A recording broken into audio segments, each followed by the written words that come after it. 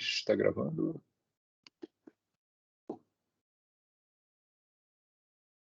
A gravação foi iniciada, então tá aí. Tudo bem, então vocês estão vendo minha tela, deixa eu só puxar aqui a aula, então. Essa é a última aula sobre a história do calor específico, a contribuição para o calor específico do sólido do movimento dos íons. Essencialmente é isso que foram essas últimas duas aulas que a gente teve, e essa é a terceira e última aula sobre isso. Então, deixa eu começar lembrando aqui os resultados principais da aula passada e a gente vai em frente aí ver o modelo de Debye, que é o assunto dessa aula. Então, tá aqui. Esse aqui é um slide que, na verdade, eu adicionei à aula passada, que eu deveria ter um slide assim dando destaque, porque esse efetivamente é o resultado principal da aula passada. Um conjunto de N osciladores harmônicos quânticos em equilíbrio térmico, a temperatura T tem uma energia total flutuando. Isso é verdade em qualquer situação de equilíbrio térmico, não é porque é oscilador. Né? Qualquer sistema que esteja em equilíbrio térmico, a energia dele, em equilíbrio térmico com um reservatório, como ele fica trocando energia com o reservatório, a energia dele nunca é fixa. É só num ensemble microcanônico, onde você supõe que o seu sistema é isolado energeticamente, que aí a energia realmente é constante. Mas quando o objeto troca calor, troca energia com o ambiente, como acontece em qualquer coisa aí que você está já vendo na sua frente. O seu laptop aí está trocando energia com o ar, né? Então, se você fosse capaz de examinar todas as moléculas aí do seu laptop, bom, tirando o fato tirando os cabos e coisa e tal que tem alimentação de energia externa, mas enfim, você fosse examinar, você ia ver que a energia das moléculas total lá do seu negócio aí não fica constante, fica flutuando. Às vezes um pouquinho mais, às vezes um pouquinho menos, muita coisa, mas a média é o que a mecânica estatística fornece para você, entende? E o valor médio de um sistema da energia de um sistema de osciladores que esteja em equilíbrio com um reservatório. O reservatório é o ambiente onde o bicho está, né? A temperatura T é dada por essa expressão aqui, é a soma sobre os N osciladores, né? O ômega I, ali é a frequência de cada um deles, que eu estou admitindo que possa ser diferente, como acontece num sólido, né? E isso aqui é a importantíssima distribuição de Planck. É o número médio de excitação do oscilador I em equilíbrio térmico a temperatura T. Você vê que N mais meio H cortado ômega é a expressão quântica da energia de um oscilador harmônico, onde o N é um inteiro. Esse N aqui não é um inteiro, ele é o valor médio. Né? Quando o sistema fica trocando energia, esse N aqui de cada oscilador fica flutuando. 3, 7, 11, 2, 3, fica, em média, é esse valor que está aqui. Entende? É a função da temperatura ali por conta daquela coisa que está ali. Entende? Esse é o resultado. O nome disso se chama distribuição de Planck. É a mesma distribuição que o Planck usou para estudar o fenômeno da radiação do corpo negro. Quando ele explicou, você lembra dessa história lá dos primórdios da mecânica quântica, né, que os caras queriam examinar a energia de uma radiação eletromagnética numa cavidade. Isso é motivado por questões inteiramente práticas, lá, que era eles estavam tentando ver se conseguiam medir a temperatura dos fornos de coisa lá da Alemanha, na época que na época que a Alemanha estava crescendo lá industrialmente, coisa e tal, né? Enfim, tinha esse problema prático ali. Eu quero medir lá a temperatura do forno pela cor das coisas que estão emitidas lá dentro, né? Associar a luz que as coisas estão emitindo com a temperatura, né? Aí esse foi o trabalho que o Planck fez e acabou concluindo, né, que a energia dos modos normais do campo eletromagnético, que são os fótons, né? Ele supôs que as energias eram quantizadas, né? Que nem as energias dos osciladores harmônicos aí nossos aí também são quantizadas, da mesma maneira, igualzinho. E aí ele postulou essa coisa que está aqui, entende? E aí, enfim, foi isso que levou. E o que o Debye...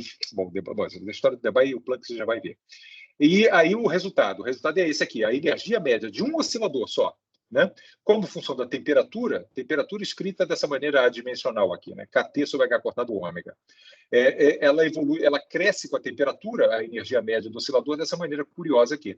A temperaturas muito baixas, a energia dela é meio H cortado ômega, como se o oscilador tivesse travado no estado fundamental. Mas à medida que a temperatura vai crescendo, aí ele começa a energia dele começa a avançar, a crescer, né, com a temperatura, linearmente com a temperatura, entende? E o calor específico, que é simplesmente a derivada dessa curva roxa que está aqui, tem esse comportamento. Esse comportamento aqui e aqui é o comportamento que manifesta a natureza quântica do oscilador, né? Porque é um oscilador quântico que tem estado fundamental, né? Um oscilador clássico não existe estado fundamental, então a energia dele evoluiria com a temperatura segundo essa curva tracejada.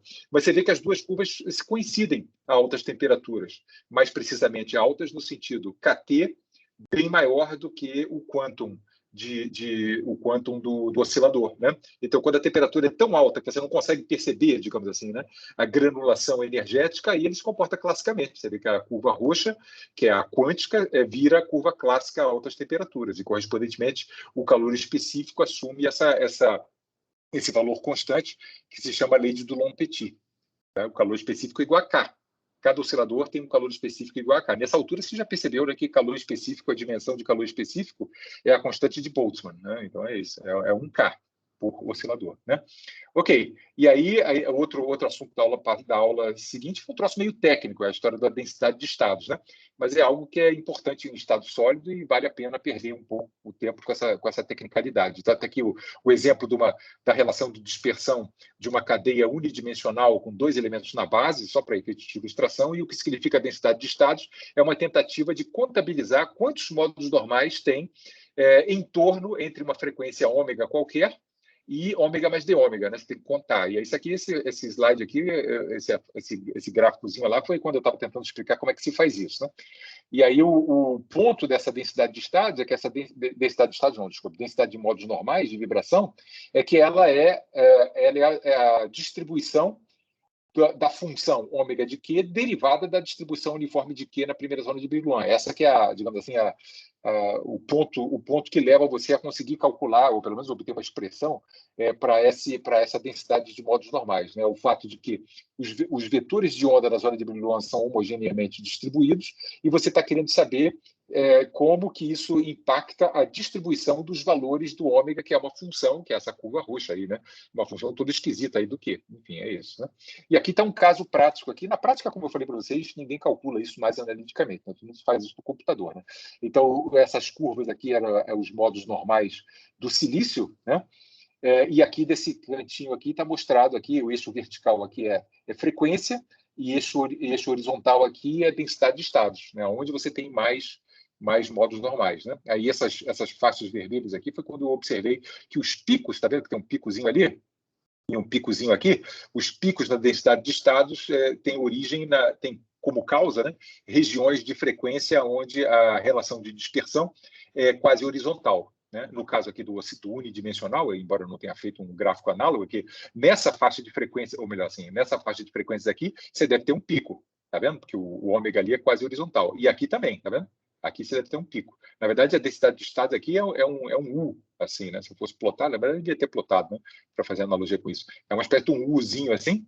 E aqui, ó, aqui o troço é quase horizontal ali, tá vendo? Com Q. E ali você também tem um pico. Aqui, nesse caso aqui, é assim, a densidade de estados. Olha o cursor aqui, ele vai avançando, avançando, avançando e, puf, diverge assim.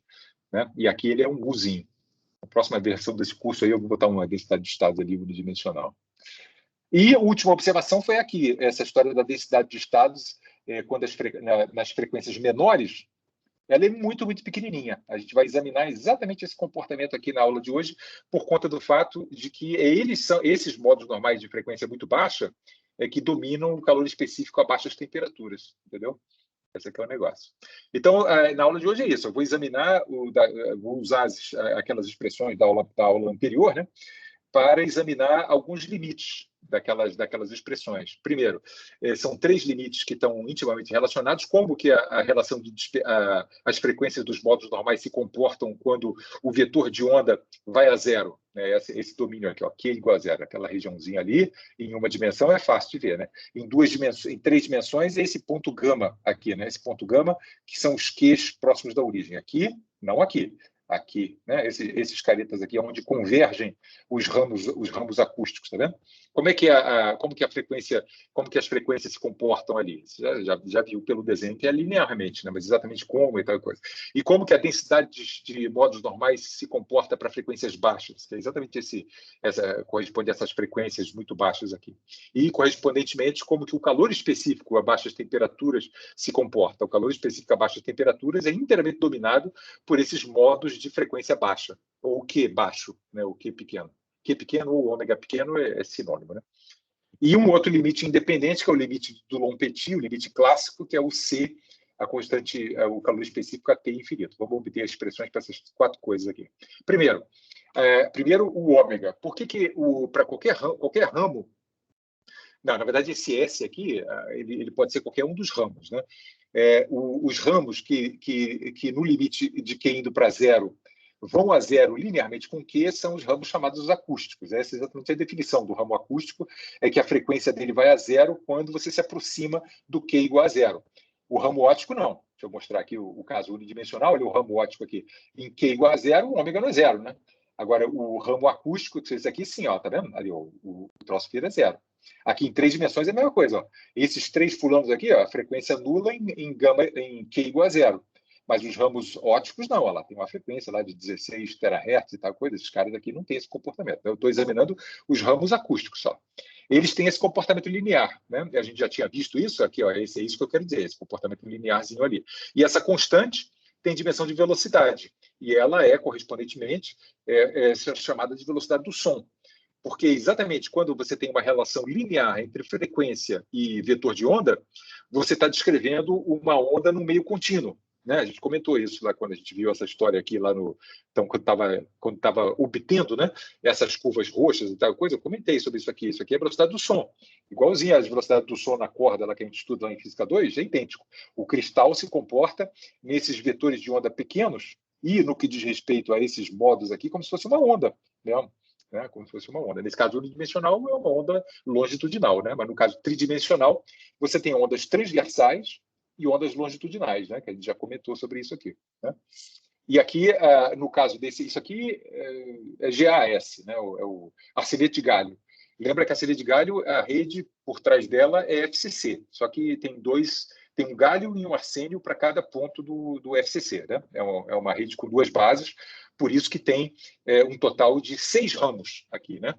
Um total de 6 ramos, 3 da dimensão, né, vezes 2, que são 2 átomos por ponto da célula. Enfim, esses gamas e essas letras esdrúxulas aqui dizem respeito a pontos da rede pontos da zona de Brillouin da rede FCC, né, porque a rede subjacente é FCC. Então, você tem que ver a zona de Brillouin, essa figura bonitinha aqui, e tem esses pontos, gama, L, não sei o quê, que se referem a essas coisas que está aqui.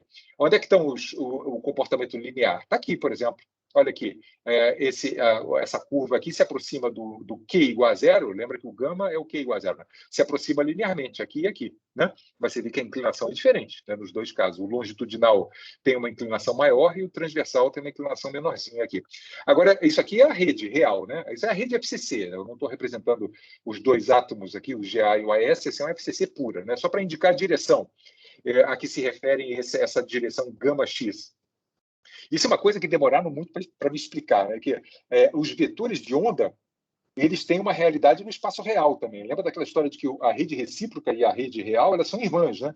Então, uma direção na rede recíproca ela pode ser referida a uma direção correspondente na rede real, entende?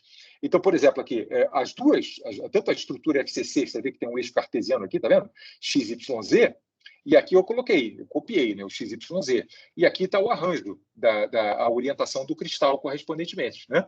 Então, por exemplo, nessa direção gama-x, como é que é a onda no cristal real? Essa é a pergunta. Aí você vem aqui na zona de Brillouin e vê para onde que aponta essa direção gama-x. O gama é no centro. E o x está ali, tá vendo ali, que é ao longo da direção y. Né?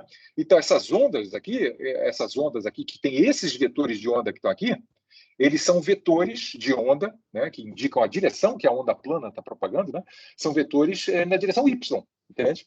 Então é assim, é nessa direção que está aqui. Então, essas ondas aí estão se propagando no cristal real exatamente nessa direção, essas ondas aqui amarelas, né? Na verdade, até essas aqui também, mas eu estou discutindo essas aqui, né? Estão se propagando nessa direção que está aqui. E aí o curioso é isso aqui, tá? O curioso é que a onda transversal, na onda transversal, esse plano aqui, por exemplo, né?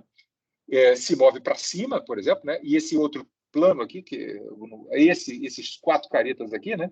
Que estão num plano um pouquinho à direita, na direção Y, se movem para baixo, talvez, alguma coisa desse tipo, entende? Eles se movem, isso é o modo... Não, desculpa, falei besteira. No modo longitudinal, o plano da face, fica mais fácil de ver. Essa face que está aqui e essa face que está aqui, na oscilação longitudinal, eles se aproximam ou se afastam, se aproximam ou se afastam, né? Essa é a oscilação aqui da transversal.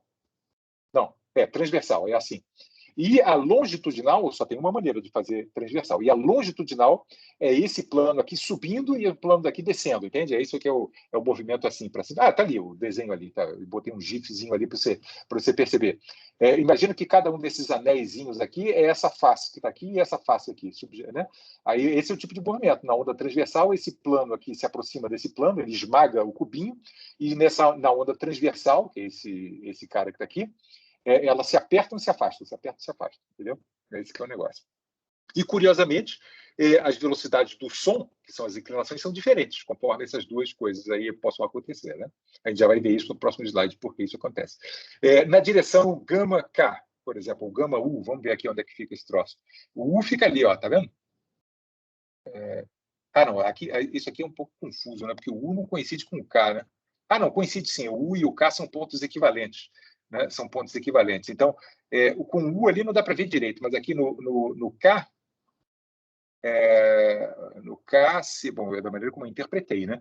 Esse K, essa direção gama K aqui está no plano XY. Foi assim que eu vi esse desenho aqui, eu acho que é razoável, né? Essa linha que está aqui está no plano XY. Então, essa direção gama K é assim, é uma onda que viaja assim nessa direção, entendeu? Ela aperta e expande o cristal, no caso de uma onda longitudinal, nessa direção, né? Ou sobe e desce, cisalhamento, né? Um plano sobe e o outro desce e tal coisa, mas é perpendicular nessa direção. Essas são essas ondas aqui. E, por último, essas ondas aqui na direção para vetores de onda, né, que apontam na direção gama L, olha o gama L aqui, cadê? O gama L vai ali na direção do centro desse hexágono aqui, né? Então, é na direção diagonal aqui do XYZ, né? Então, vai aqui na direção diagonal do cubo, entendeu? Essa é a direção de propagação dessas ondas. Só para dizer que você pode reconhecer para onde que está propagando as ondas e para diferentes direções aqui do cristal. Mas o que chama atenção é isso, né? Que a onda longitudinal e a transversal têm velocidades diferentes, né? E conforme a direção também, ó, essas ondas azuis aqui, ó, elas têm inclinação aparentemente um pouco menor do que as amarelas, por exemplo, né?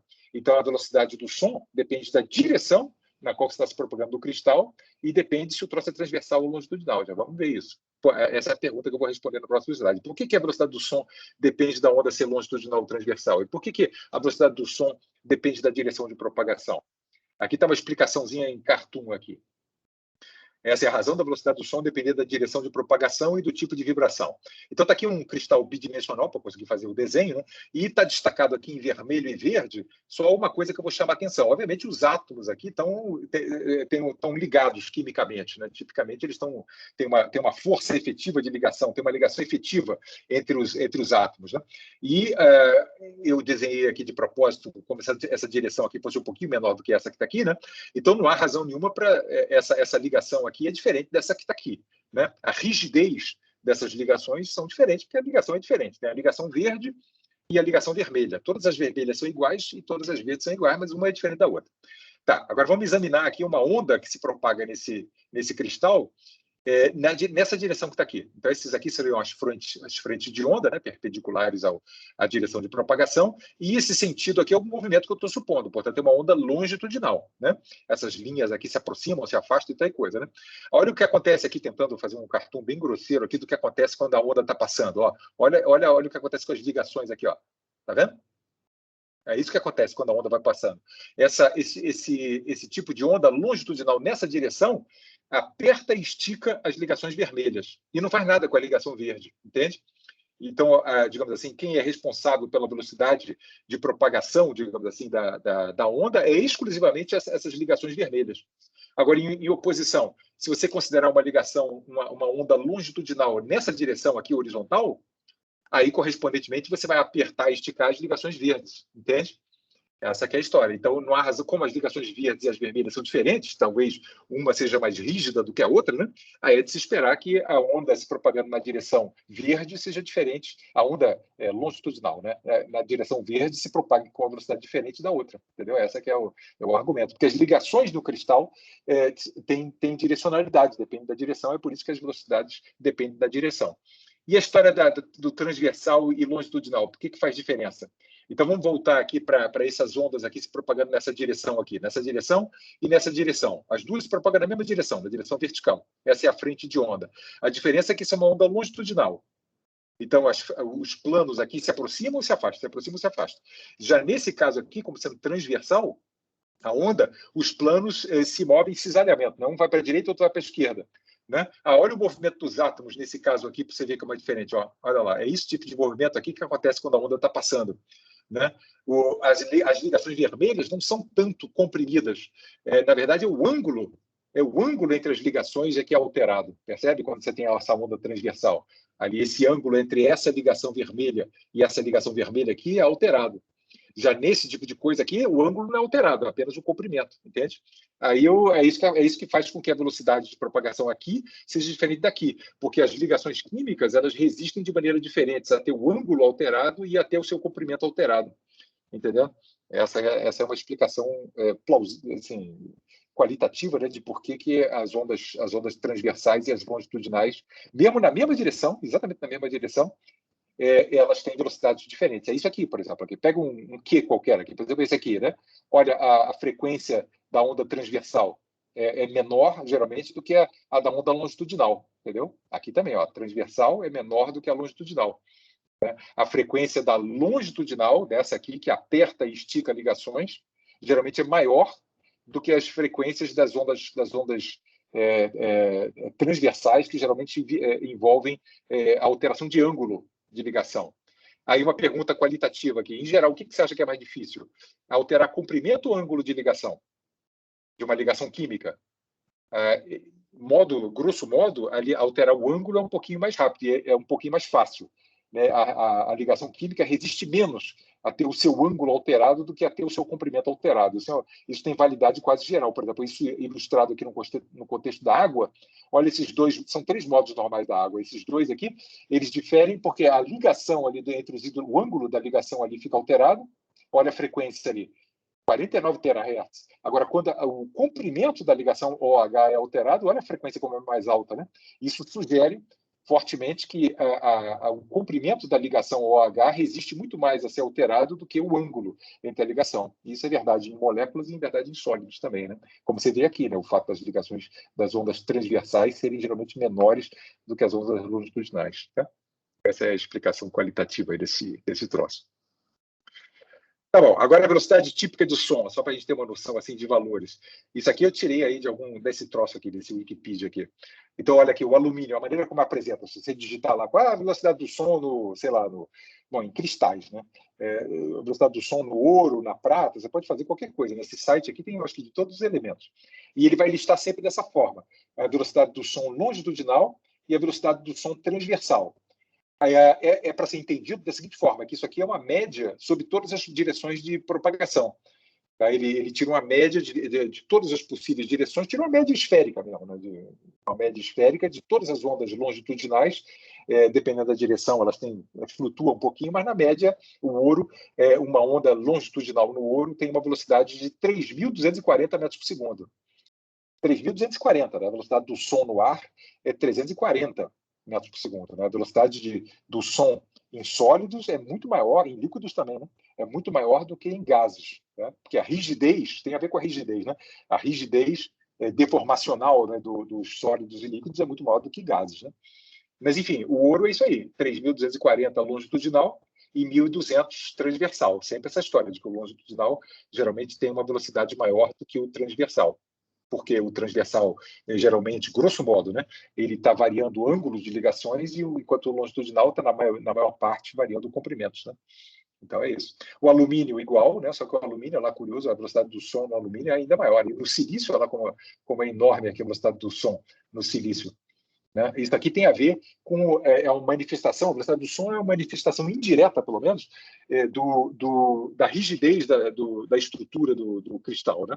O silício, que é um sólido covalente, né? Tem aquelas ligações químicas muito bem definidas entre os silícios, ele é duro pra cacete, né? Que nem é um primo pobre assim, do diamante. Né?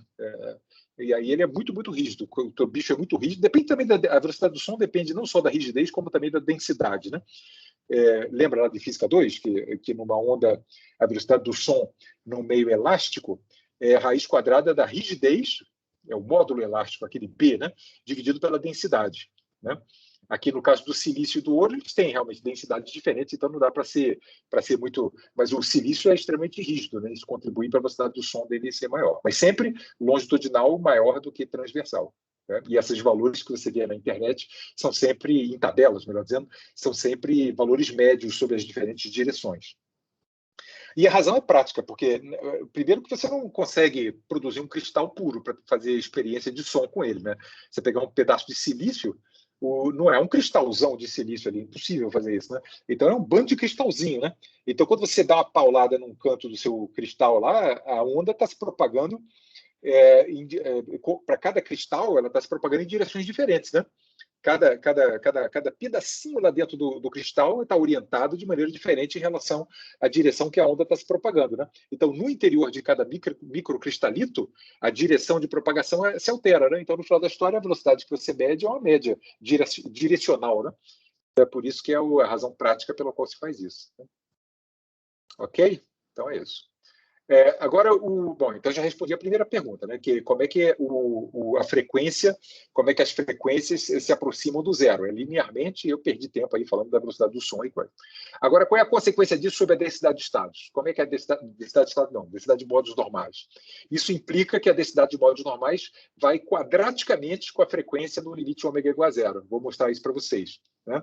Então, quando o ômega vai se aproximar de zero, exatamente por causa desse comportamento linear das frequências, com que isso acaba fazendo com que a densidade de modos normais vá a zero quadraticamente quando as frequências se aproximam de zero. Né? Deixa eu mostrar aqui o que eu quero dizer. Eu quero dizer isso aqui, ó. O que eu vou mostrar para vocês é isso aqui, ó, nesse slide aqui da... Cadê? Como é que está? Está aqui, ó. Essa densidade de estado aqui, essa curva que está aqui, que é obviamente irreconhecível, ela é quadrática. É isso que eu vou mostrar para vocês aqui, tá vendo? Essa coisinha que está aqui vai a zero quadraticamente. Esse é o ponto aqui do argumento 2 aqui. Então, primeiro, o conceito, essa história de velocidade média que eu já falei no slide precedente. Isso é uma ilustração do que eu acabei de falar ali. Isso é um caso bidimensional, né? Imagina que isso aí é uma zona de Brillouin bidimensional e esse aqui é o eixo QX, esse é o eixo QY, né? E imagina que essa curva bonitinha aqui que eu desenhei só de brincadeira aqui, seria a isosuperfície, no caso aqui, é uma isolinha. Né? Todos esses pontos aqui ao longo dessa linha aqui têm a mesma frequência. Ok? É a isolinha com frequências ômega. São todos os pontos Q. Os pontos Q moram no plano, aqui nesse plano que está aqui. Né? Então, esse aqui está marcando todos os pontos Q que tem, próximos ao ponto gama, né, que é o ponto Q igual a zero, que tem frequência ômega. Né? Aí tem geralmente é isso aqui que acontece. Né? Então, por exemplo, aqui na direção cartesiana, aqui, y, né? Se eu propago uma onda nessa direção y aqui para cima, a velocidade do som com que o bicho vai se propagar vai ser o valor dessa frequência aqui, que é comum a todos esses caras aqui, dividido pelo tamanho desse vetor que está aqui, né? Um vetor Q grandão, né? Então, o ômega é o mesmo. O ômega em todos esses pontos aqui é o mesmo. Mas só que esse Q que está aqui, como você está vendo aqui, ó, o tamanho daqui até aqui é grande, né? Então, a velocidade do som nesse material, nessa direção Y ou na direção X, ela é menor do que se a onda estivesse propagando nessa direção que está aqui, diagonal. Né? Porque nessa direção diagonal, você pegar esse ponto Q aqui, por exemplo, né?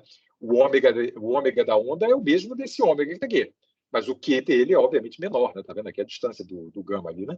Então, a razão ômega sobre Q, que é a velocidade do som, nesse caso aí é maior, entende? Esse é um comentário aqui sobre o perfil. Mas não interessa, interessa o seguinte, é que ninguém quer trabalhar com essas coisas esdrúxulas aqui, né? Então, você introduz a velocidade do som média nesse tipo de aproximação aqui. Você pega essa oscilação aqui no espaço Q e diz que é um círculo. No caso do bidimensional, você diz que é um círculo. No caso do tridimensional, você diz que é uma esfera. Entendeu? Ao introduzir a velocidade do som média, isso que é a média direcional. É esse bicho que está aqui que a turma, quando faz essas tabelinhas, plota, entendeu? É esse tipo de coisa. Ele ignora a história da direção, tira uma média sobre as diferentes direções e pronto, dá isso aí. É esse que é o conceito aqui, tá vendo? Que essa curva tracejada meio que passa no meio ali da outra, então representa mais ou menos em qualquer direção a velocidade do som. Tá bom. E aqui, esse é o caso aqui que a gente vai analisar aqui. Eu quero saber qual é a densidade de estados ali naquele domínio cinza ali, bem perto de zero ali, tá vendo? Piscando ali, ó. É ali que eu quero saber. Então, como é que a gente faz?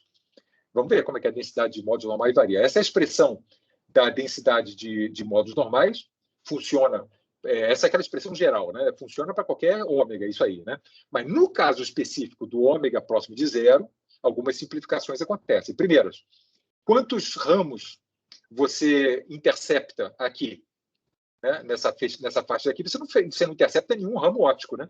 Você só intercepta os 3 ramos acústicos. 3 por cada dimensão e 3, né? Então, esse G aí só tem esses 3. O longitudinal óptico, o longitudinal acústico, o transversal acústico 1 e o transversal acústico 2. Só tem 3 modos, entende? Porque você está focando numa faixa de frequência pequenininha. E, bom, isso aqui não mexe nada. E essa integral horrorosa aqui, que vai te dar a densidade de estados, com essa introdução aqui da velocidade média, e essa eu consigo fazer, né? Isso aqui, você lembra, é o elemento de área da isosuperfície de frequência ômega, que é o análogo tridimensional dessa isolinha circular aqui, né? Tem uma esferazinha, né, no espaço tridimensional, cujo elemento de área de esfera, eu sei, né? O elemento de área de esfera, o raio da esfera é Q, né? Está no espaço K, né? Q e d ômega é a maneira como a gente representa ângulo sólido, né? Para não ter que escrever seno, teta, d φ, né? Você escreve simplesmente esse símbolo aí, d ômega. Esse é o elemento de área, entende? Por cada pedacinho da esfera, você entende isso aqui, né? Deixa eu desenhar aqui, porque às vezes esses símbolos aí não significam nada para as pessoas que eu estou falando aqui. Então, você tem aqui uma esferazinha aqui, né? Está aí o eixo e tal coisa. Essa esfera que está aqui é o análogo dessa coisa que está aqui, né? Então, o raio dessa esfera até aqui é Q. Tá? Você está aqui. E esse d ômega que está aqui é um ângulo sólido aqui da esfera. Esse aqui é a versão tridimensional de ângulo, né? essa fatia ali, né? Então, essa área desse trambiquezinho aqui é Q2 vezes o valor desse ângulo sólido aqui, essa coisa aqui é d ômega. O ângulo sólido completo é 4π, né? Aí dá 4π Q2, que é a área da esfera, né? Enfim. Ok. Bom, e aí como é que eu sumo com essa coisa aqui? Borrachinha. Ok. Bom, aí vamos em frente aqui. Acabei de volta ao ponteiro. Ok. Então tá aí. O Q2 defia isso aí, é o elemento de área da esfera. E com essa aproximação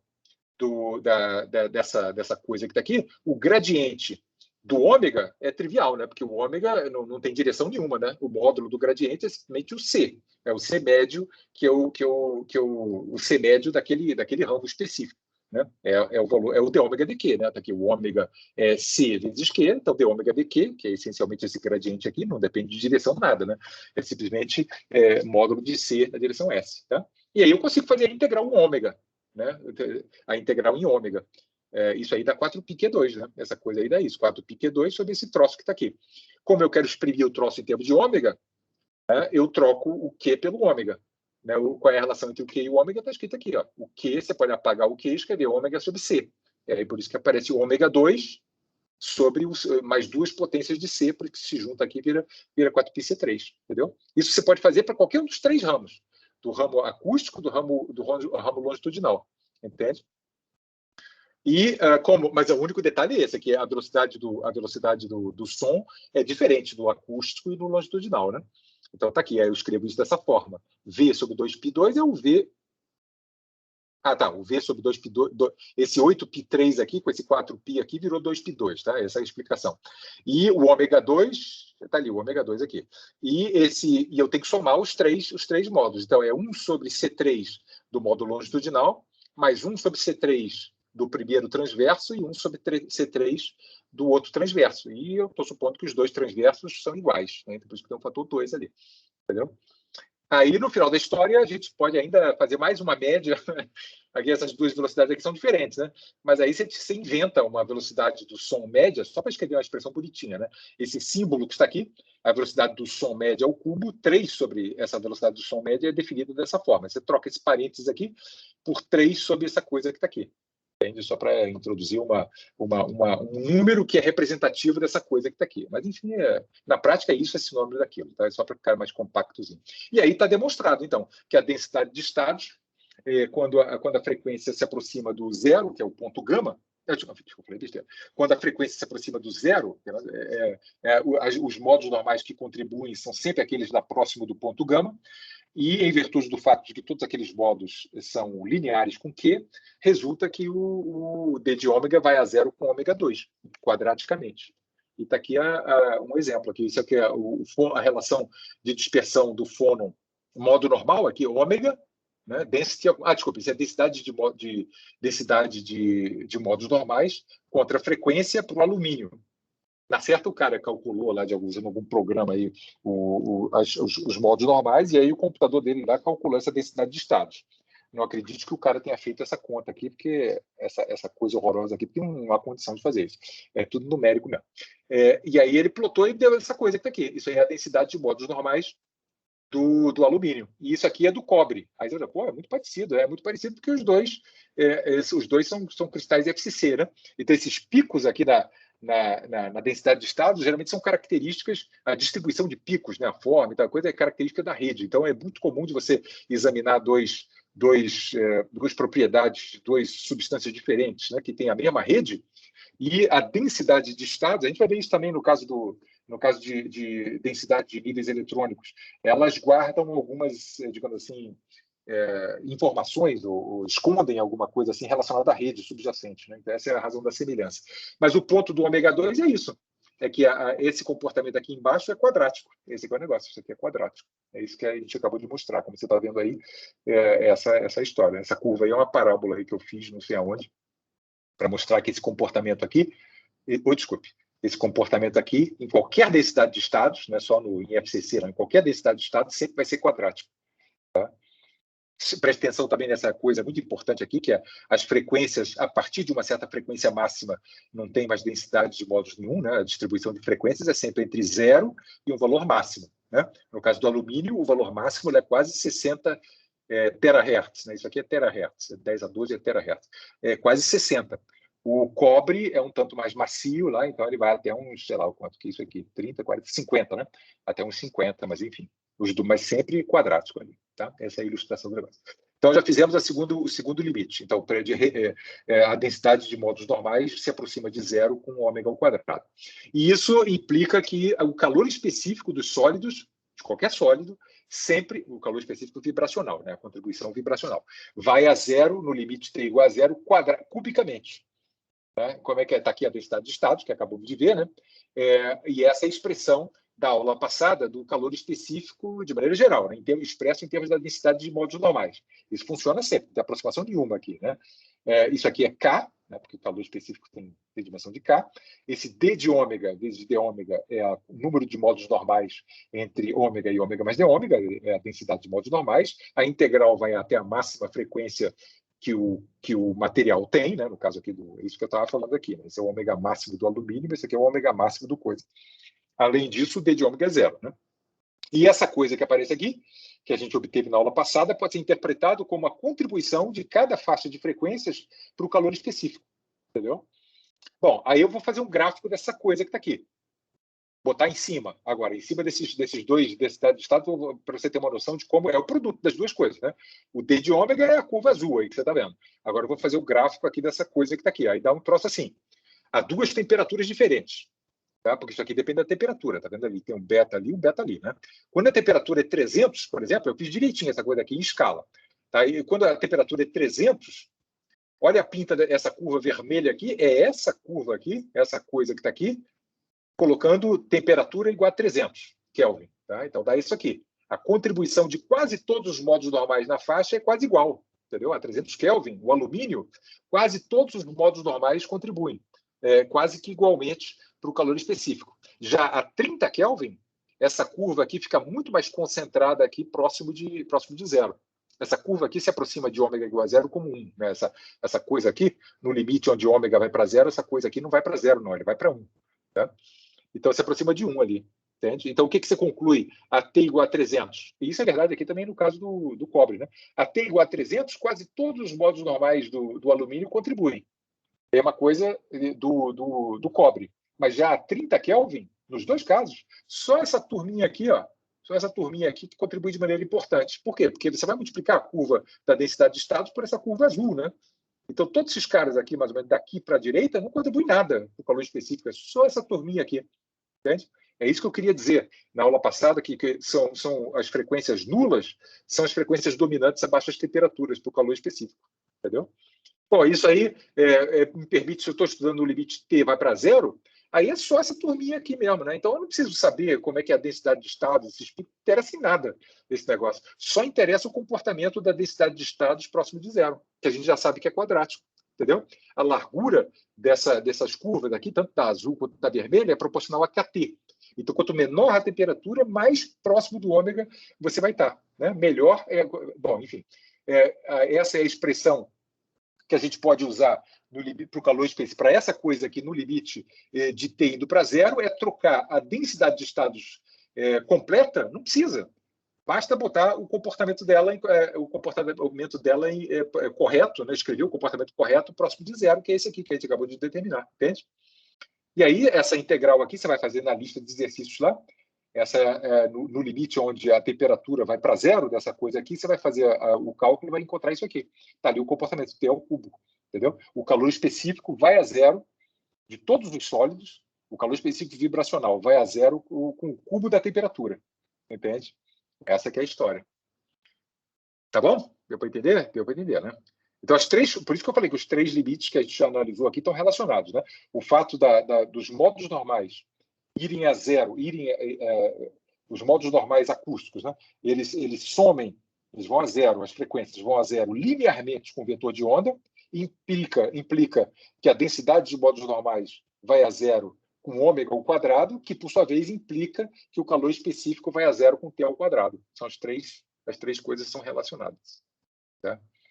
A última coisa aqui, que não está relacionada com o comportamento que é independente, né, é o comportamento a altas temperaturas do calor específico, é a lei de Dulong-Petit. Né? Eu posso aproveitar o mesmo desenho aí do slide precedente para entender esse negócio.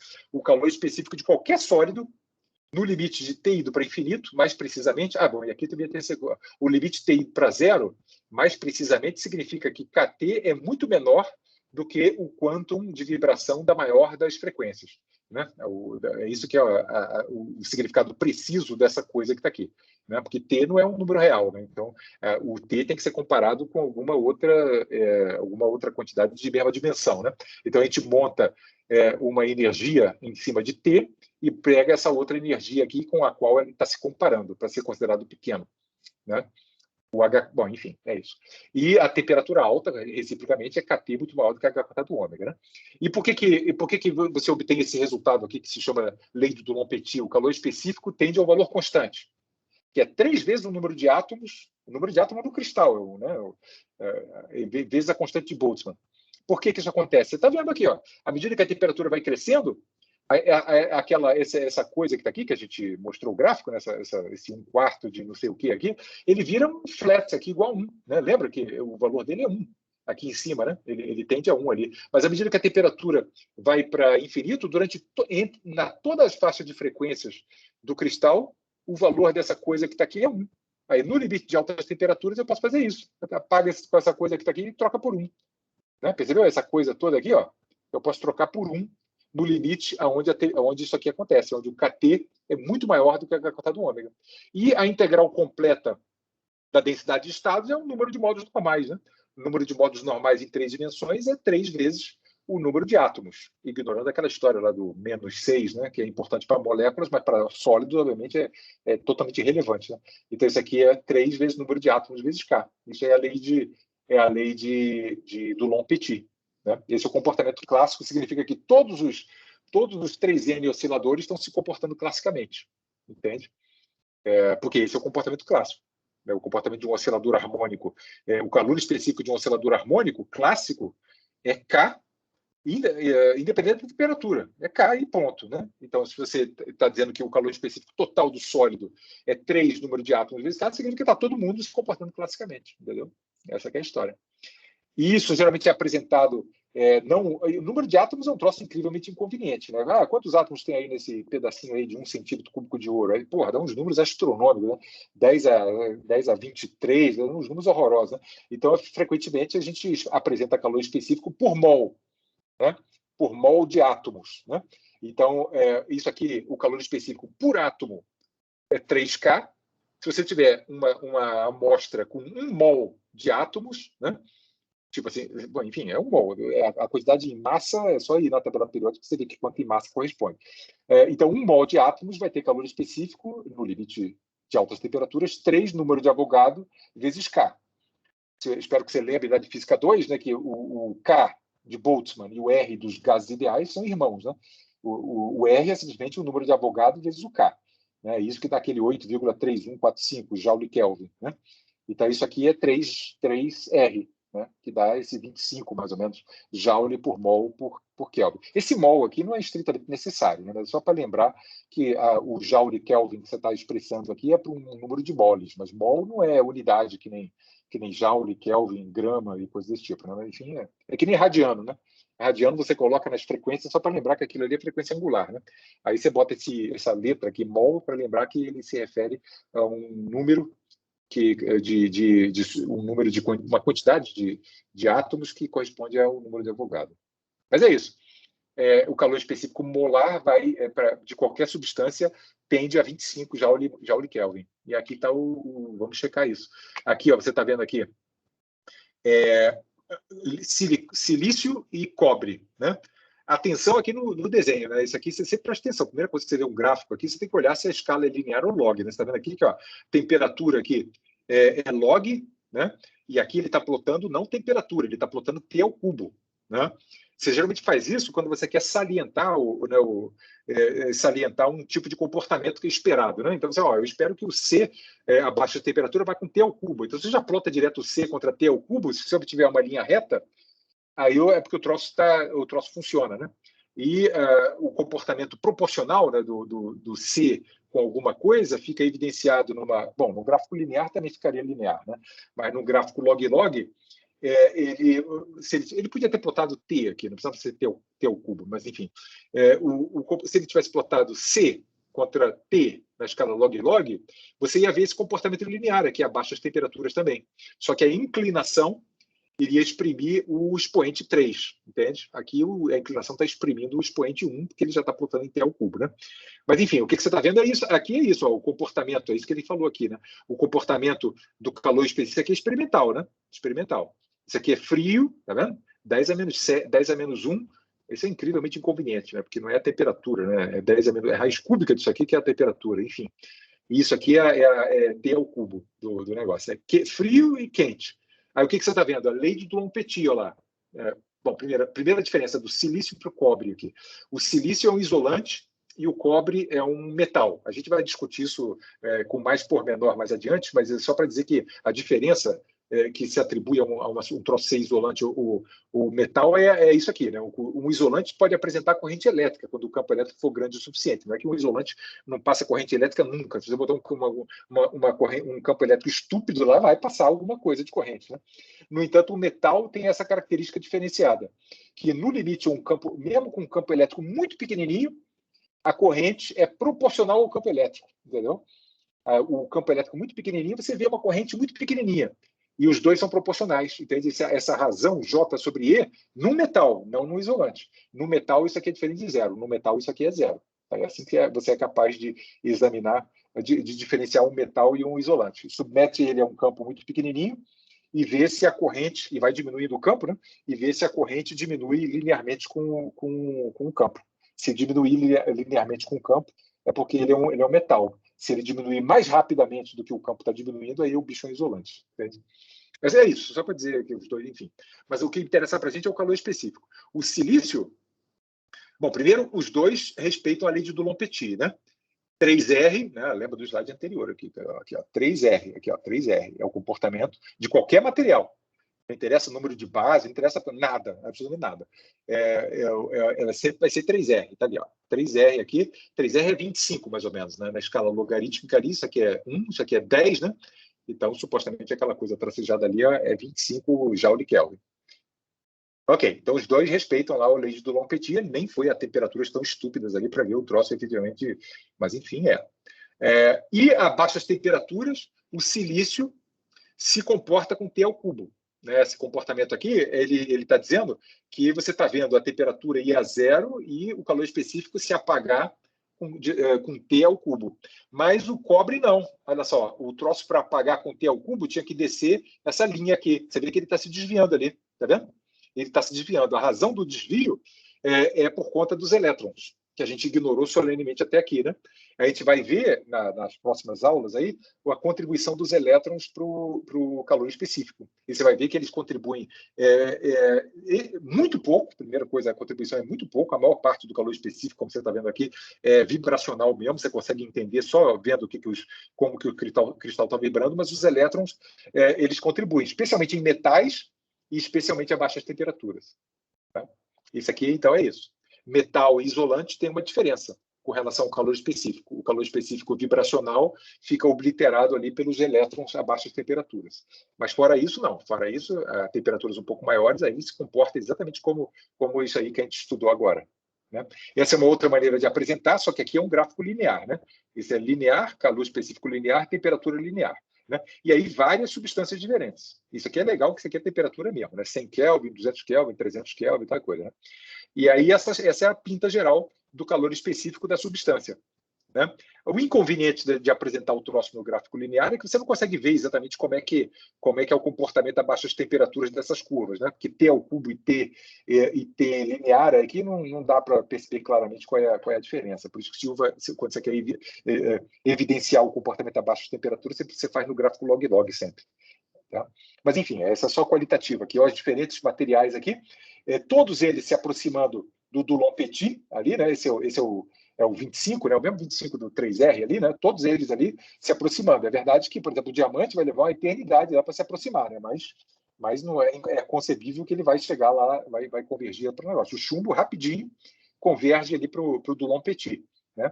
E a diferença entre metais e isolantes. Aqui estão os metais, chumbo, cobre e berílio, eles se comportam a baixas temperaturas como T. Não é T ao cubo, é T porque é o elétron que domina a baixas temperaturas. E é claro que aqui você não consegue ver que isso aqui é T, né, do berílio, do cobre, do chumbo. Você tem que tinha que ter feito um gráfico logo para ver. Mas, enfim, é isso. E os outros caras todos são isolantes. Germânio, silício, diamante, e esse é um sal aí, iônico, né? Enfim, não conduz nada esse troço. Esses isolantes, não, ele vai com T ao cubo, embora não dê para perceber aqui nessa maneira linear de plotar. Tá bom? Perguntas. Como é que será que a gente conseguiria antecipar a temperatura que os metais, em que temperatura que os metais começam a assumir o comportamento clássico de Dulong-Petit? Porque você vê assim, ó, o chumbo a 100 Kelvin já está clássico, inteiramente clássico, né? Já virou Dulong-Petit. Mas o cobre, por algum motivo, demora mais. Né? Você precisa ir além de 400 ali para o troço se comportar. Né? Será que a gente consegue antecipar, assim, por alguma propriedade do sólido, quando que isso vai acontecer? É isso que nos leva... bom, e isso é uma pergunta que vai ser respondida, obviamente, nos próximos slides aqui. Né? E a outra pergunta que sobra aqui é essa história dos elétrons. Por que os elétrons contribuem tão pouco para o calor específico? E, mesmo assim, somente em metais, né, só no silicone não aparece nada. No silicone, não, desculpa a besteira. No silício. No cobre, ele só contribui aqui a baixíssimas temperaturas. Né? Isso aqui é abaixo de 10 Kelvin. Né? 10 ao cubo. Kelvin ao cubo, tira a raiz cúbica disso, é 10 Kelvin. Né? 10 Kelvin para baixo que os elétrons se manifestam só. 10 Kelvin é muito, muito, muito frio mesmo. Então, nitrogênio líquido, por exemplo, o comportamento do calor específico, se você for medir lá, você vai ver que é como se os elétrons não existissem. Entende? Por que os elétrons quase não contribuem? Vamos ter que responder isso, vamos aprender isso no próximo capítulo. E, mesmo assim, só em metais. Por que só em metais e não em isolantes? Né? Vamos aprender essas coisas quando a gente estudar a contribuição dos elétrons. Por enquanto, a gente só está olhando a vibração dos cristais. Bom, agora esse modelo aqui, que é o modelo de Debye, que tem uma importância histórica incrível, né? Esse é o artigo lá do Debye, naquela época, ninguém só publicava em revista alemã, né? Essa é uma análise da Physik, 1912. Imagina isso, né? A equação de Schrödinger é de 1927, né? Ele fez essa análise aí do calor específico sobre a teoria. Eu não sei falar alemão, não, né? Só porque, porque algumas dessas palavras lembram em inglês, né? Então, sobre a teoria do calor específico, né? Imagino que isso aqui é isso aqui. Warmen é calor, né? Warmen, warm, né? De inglês. Do Debye, sobre a teoria do calor específico. É aí que ele apresentou esse modelo aí que é muito usado ainda hoje, que se chama modelo de Debye para explicar o calor específico vibracional de sólidos. E essa menção aqui ao Planck é aquilo que eu estava falando. Ele, nessa época, não tinha mecânica quântica ainda, né? Então, ele usou a teoria do corpo negro do Planck, que é de 1905, mais ou menos, né? Uns 7 anos antes disso, o Planck tinha conseguido explicar a radiação do corpo negro, com aquela formulação estranha lá de que a energia dos modos normais do campo eletromagnético, por algum motivo, só podiam ser inteiros de H quartado ômega. Aí ele, na cara dura, o Debye, na cara dura, disse: não, então vou imaginar que isso aí acontece também para as vibrações dos átomos nos sólidos, mas não tinha teoria quântica para o oscilador, não tinha nada disso, né? Foi meio que na coisa. E aí bateu em cima, né, com o comportamento. Ele conseguiu explicar o comportamento T ao cubo do calor específico que Neguinho media e não conseguia explicar, né? Porque todo mundo esperava que os osciladores fossem clássicos, né? O calor específico dos osciladores tinha que ser 3R, né, aqueles 25 e tal, em qualquer temperatura, não tinha nada que ia a zero, né? Não tem explicação nenhuma porque diabos ia a zero, né? E ele foi o cara que explicou com esse modelinho dele aqui. E você vai ver que o modelo dele tem uma relevância interessante com a teoria mais completa que a gente desenvolveu aqui. Observe aqui. Qual é o modelo de Debye? É um modelo especificamente para densidade de estados. Né? Ele representou a densidade de estados de uma maneira extremamente simples, porém que captura o comportamento qualitativo do calor específico. Esse aqui, por exemplo, é o cobre. Né? A gente viu essa densidade de modos normais aí. O que o Debye fez? O Debye fez assim, lembra a história aqui da densidade de estados densidade de modos normais indo com ômega 2. O Debye, na cara dura, disse assim, o modo normal a distribuição de modos, a densidade de modos normais, eu vou supor que é quadrática em toda a faixa de frequências.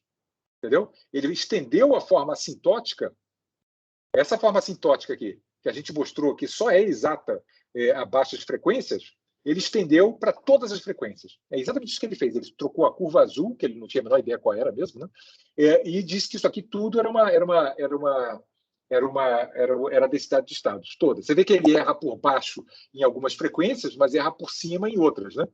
Enfim, mais ou menos é o negócio, né?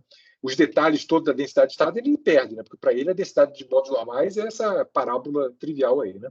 E ele introduziu uma frequência máxima no modelo dele, né? Até onde eu vou supor que essa frequência existe, né? Ele não tinha acesso a essa frequência máxima aqui. Você só tem acesso a essa frequência máxima aqui se você resolver o problema dos modos normais de vibração do cristal, que ele não tinha a menor noção lá de qual era a estrutura cristalina dos caras, qual era a rigidez, não tinha a menor noção de nada, né? Mas ele sabia mecânica clássica, que o número total de modos normais que você tem que ser igual a 3 vezes o número de átomos, né? Isso é resultado de mecânica clássica, né? Então, ele definiu quem é essa frequência máxima aqui, que se ganhou o nome dele, né, frequência de Debye, de tal forma que é a integral. A área embaixo dessa curva aqui, você vai dizer que essa curva aqui vale até uma certa frequência, de maneira que a área embaixo dessa curva seja igual a 3 vezes o número de átomos que efetivamente você tem no seu cristal. Entendeu? É assim que determina quem é a frequência. Então, a expressão da frequência é bem simples. É só você botar essa coisa que está aqui, que é a expressão do de ômega dele, né? Bota aqui dentro, você integra uma frequência, uma função quadrática, né? Trivial aqui, e você chega a essa expressão. Essa é a frequência de Debye. A frequência de Debye depende da velocidade do som média no material, né? E do número, da densidade, da concentração de átomos, né? Número de átomos por volume da amostra. Ok? A 1/6. Essa que é a expressão da frequência de Debye. Depende, portanto, do quê? Depende da densidade. No caso aqui, não é a densidade de massa, né? É a densidade numérica de átomos, o quão próximos os átomos estão. Isso é mais ou menos a mesma coisa para todo mundo, né? Quase todos os cristais cada átomo geralmente ocupa um volumezinho de 1 angstrom cúbico, 1,5 angstrom cúbico, mais ou menos é isso. Né? Independente do arranjo, é mais ou menos isso. Isso aqui é mais ou menos comum. Tem uma diferença pequena entre os cristais, mas isso aqui não. Isso aqui tem uma diferença importante. Né? Então, a frequência de Debye, fundamentalmente, é função da velocidade do som no material. Então, você espera, por exemplo, que a frequência de Debye do silício e do diamante, né, seja muito grande, que eles têm uma velocidade do som grande, né? Enfim, é isso. E como é que fica o calor específico do modelo de Debye? Bom, com uma densidade de estados tão simples assim, aí eu consigo fazer a conta, né? Está aqui a expressão, o calor específico é esse aqui, você simplesmente troca o D de ômega, que devia estar aqui, pela versão do Debye dele, né? E integra só até a frequência do Debye ali. É isso. Você troca a densidade de modos normais real pela versão Debye do negócio. O resto é tudo igual, né? Essa coisa que está aqui é a mesma função que a gente tinha antes. Isso aí, essa integral aí, você muda a variável para troca x por essa coisa que está aqui, você encontra você escreve a coisa em termos de uma integral adimensional. Sempre que você tem uma resposta que já é em termos de uma integral, é sempre conveniente você adimensionalizar a integral, introduzir uma variável adimensional de integração, que obviamente quem está clamando aqui para ser a variável, como você vê aqui pelo argumento da cossecante hiperbólica, é beta h cortado ômega, né? H cortado ômega sobre kt, é um número adimensional, né? Então, você fazendo essa mudança de variável, essa integral aqui é adimensional, tá? Enfim, é isso. E a temperatura de Debye, se define a temperatura de Debye, é outro nome para a frequência de Debye. A temperatura de Debye e a frequência de Debye é a mesma coisa. É a temperatura tal que K vezes a temperatura de Debye dá o H cortado vezes a frequência de Debye. As duas coisas são irmãs. Tá? É só multiplicar por H cortado sobre K da frequência da expressão da frequência de Debye ali. E isso permite você escrever essa coisa aqui de uma maneira mais bonitinha. Essa razão aqui, H cortado frequência de Debye sobre KT, e esse KT sobre a mesma... Essa não é uma coisa que está aqui, você escreve mais bonitinho assim, entendeu? Em termos da temperatura de Debye. Temperatura de Debye e frequência de Debye é a mesma coisa, no fundo. Tá? Só que uma é temperatura e outra tem dimensão de frequência. E é isso. E aí, essa expressão aqui... Ué, cadê? Tipo, aqui tem uma coisa aqui, vocês vão fazer uma coisa com isso aqui na lista de exercício. Ah, tá, é aqui que eu vou mostrar isso. Tá? Então, essa expressão do calor específico do Debye, né? Me dá uma temperatura qualquer, né? Eu meto a temperatura, dá um sólido, né? Aí eu tenho que saber qual é a temperatura de Debye do bicho, ou a frequência de Debye do bicho, né? E aí eu boto aqui, e aí pronto, você tem um gráficozinho de como que a temperatura, como que o calor específico varia com a temperatura. E quão bom é essa versão do negócio? É muito boa. O modelo tem de bom a seguinte coisa: por construção, ele reproduz corretamente os comportamentos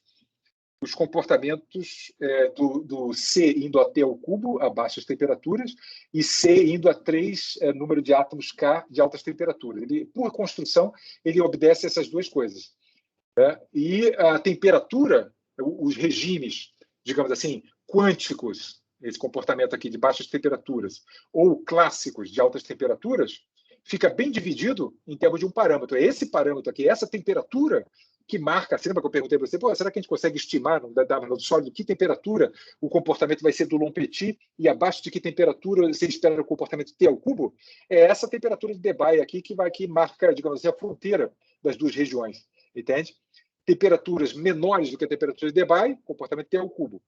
Bem menores, né? Temperaturas muito maiores do que a temperatura de Debye do LOMPETIT, entendeu? Então, agora, com essas propriedades aqui do sólido em questão, você consegue antecipar aonde vai ser a transição. E consegue entender essas coisas assim estranhas aqui, que a gente viu nesse gráfico aqui, ó, de que por que o chumbo se aproxima do comportamento clássico tão rápido, a tão baixas temperaturas, e o berílio tão incrivelmente lento. É a resposta. É porque a temperatura de Debye do chumbo é muito menor do que a temperatura de Debye do berílio, entendeu? Esse aqui é o negócio. Fica tudo, a fronteira ali fica bem codificada, os materiais ficam bem caracterizados por essa propriedade, entendeu? Isso aqui é muito mais informativo do que aquele misterioso frequência máxima ali que a gente usava, né? Porque a densidade atômica e a velocidade do som você encontra em qualquer lugar da internet. Agora, essa frequência máxima aqui, você vai ter que lutar um pouquinho ali para encontrar na internet quem é a frequência máxima. Alguém vai ter que ter calculado, né, os modos normais para saber isso. Isso aqui é um conhecimento qualitativo bem mais importante. E agora você tem uma expressão universal, embora aproximada, para a maneira como o calor específico varia com a temperatura, que revela que a velocidade do som e a concentração de átomos, o número de átomos por volume, é que são as propriedades determinantes para o calor específico vibracional. Entende? São eles que determinam. Percebe? Você entendeu o que eu quero dizer aqui? Ó? A única coisa, a única propriedade aqui do material que entra aqui está no teta de Debye, está tudo escondido aqui dentro, né? Aqui e aqui, o resto tudo aqui é variável dimensional, e tal, a temperatura e tal, né? Então o material está tudo escondido aqui, entendeu? E do que depende essa propriedade do material? É isso que eu falei, a velocidade do som e o número de átomos por volume, a concentração de átomos. É isso que eu quero dizer com C, a velocidade do som e o número de átomos por volume são as propriedades determinantes. Aqui exemplos de temperaturas de Debye. Essas temperaturas de Debye, isso aqui é tirado lá da Wikipedia, aí.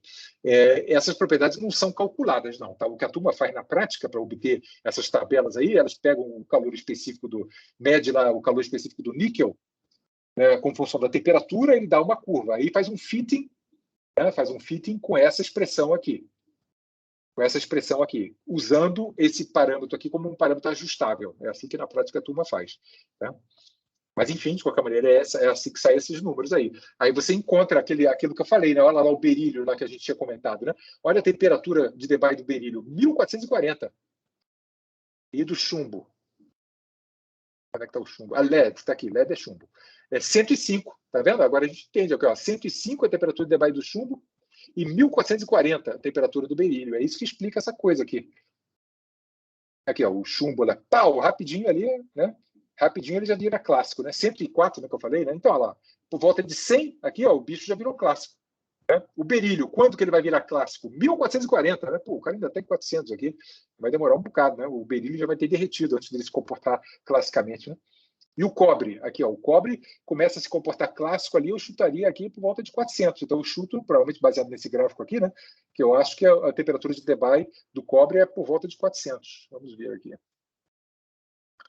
Cadê aqui a nossa tabelite?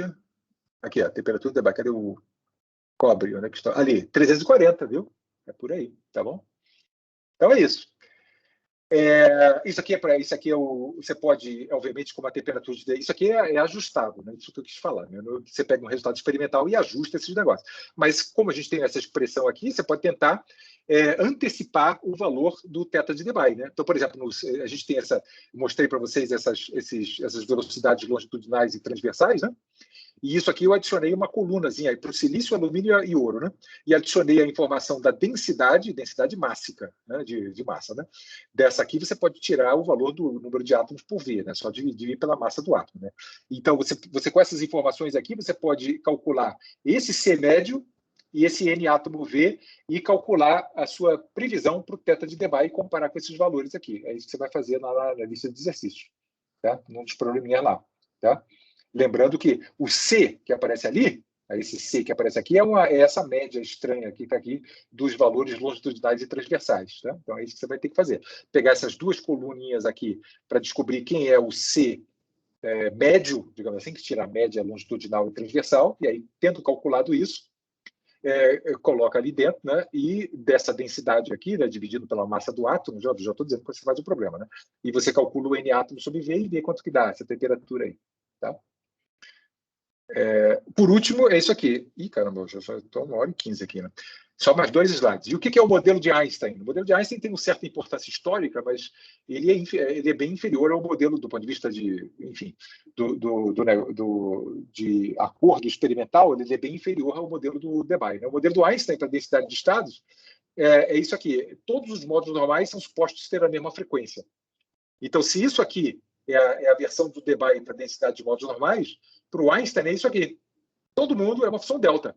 Todo mundo tem a mesma frequência. Esse aqui é o negócio. Né? Você, obviamente, suspeita que isso aqui vai funcionar mal para caramba. Né? Ele reproduz, no entanto, a única coisa que ele funciona é que ele reproduz a lei de Dulong-Petit a altas temperaturas. Né? Isso funciona. Quando a temperatura, quando o KT é muito maior do que a H cortado frequência de Einstein, aí todos os seus osciladores que estão supostamente com a mesma frequência, né, vão se comportar classicamente se obtém Dulong-Petit. Mas ele falha clamorosamente em T indo para zero. Ele não consegue explicar o T ao cubo de jeito nenhum. O comportamento é exponencial, com 1 sobre T. É totalmente diferente do que se vê experimentalmente. Né?